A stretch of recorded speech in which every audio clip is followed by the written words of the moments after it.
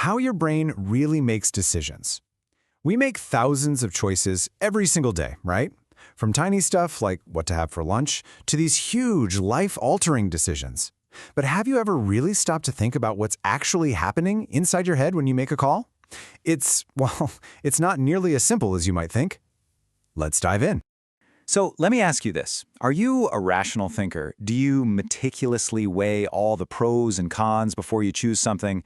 If you're not in your head, yes, you're definitely not alone. Most of us like to think we do, but what if I told you that idea is mostly a myth, and that the vast majority of our decisions are anything but rational? For centuries, we've kind of been obsessed with this idea of the rational man. You know, this perfectly logical being who makes decisions like a supercomputer, just crunching all the data and spitting out the absolute optimal solution every time. And here it is, the classic rational choice model. I mean, just look at it. It's so clean, so perfect. A neat little 6-step cycle that promises you'll find the best possible outcome every single time. This is the gold standard they teach in business school, the ideal we're all supposed to be shooting for.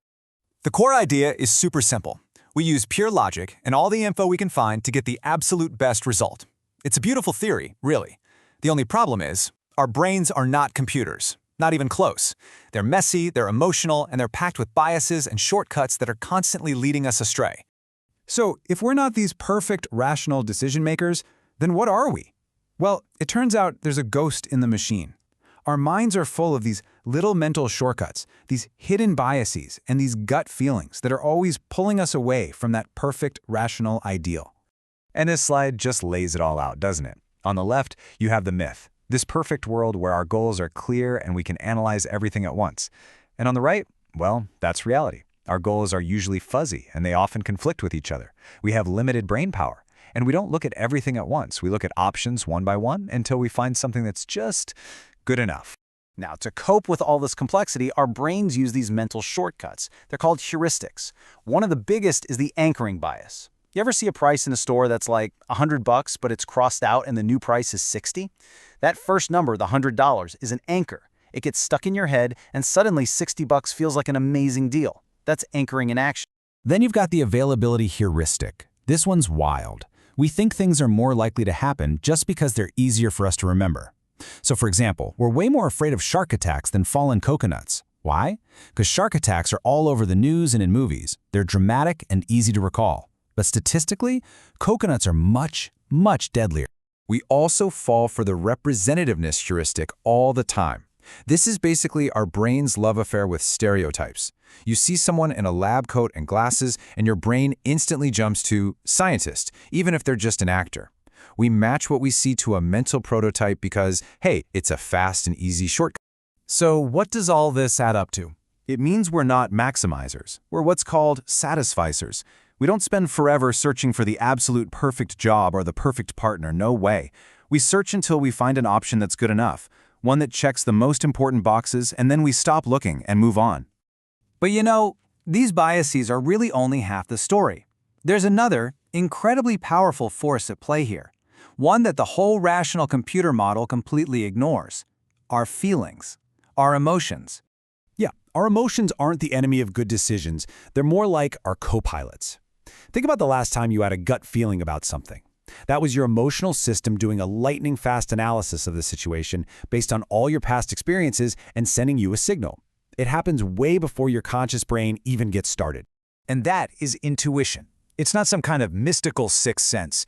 It's our brain's incredible, high-speed ability to recognize patterns based on tons of stored information, all happening below the surface of our awareness. It's the secret weapon of experts, from firefighters who just know when a building is unsafe to master chess players.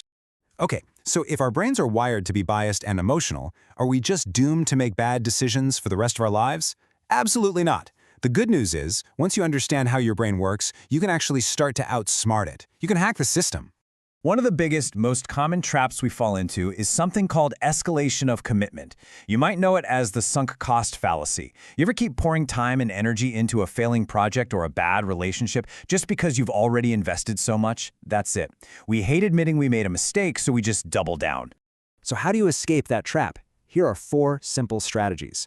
1. Separate the roles. Get a fresh set of eyes to evaluate a decision. 2.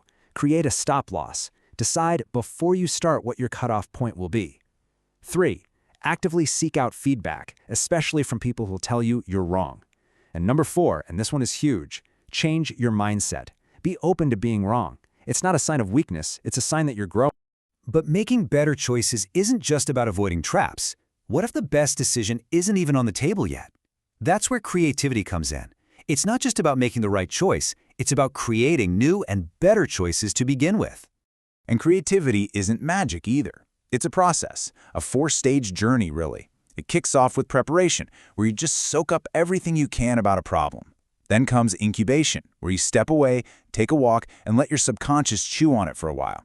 That often leads to illumination, the aha moment. And finally, you've got to verify it. Test your brilliant idea to see if it actually works in the real world. So how can you boost your own creativity? Try looking at a problem from a completely new angle. Engage in some associative play, which is just a fancy way of saying mess around and connect ideas that don't seem to belong together. Talk to people from totally different fields. It's all about being playful and curious. Creativity is supposed to be an adventure. So the next time you've got a big decision to make, I want you to just pause for a second and look under the hood. What's really driving your choice? Is it logic? Is it emotion? Is it some hidden bias you didn't even know was there? The more you understand your own mind, the better your decisions will be. So the real question is, what are you going to decide to do differently?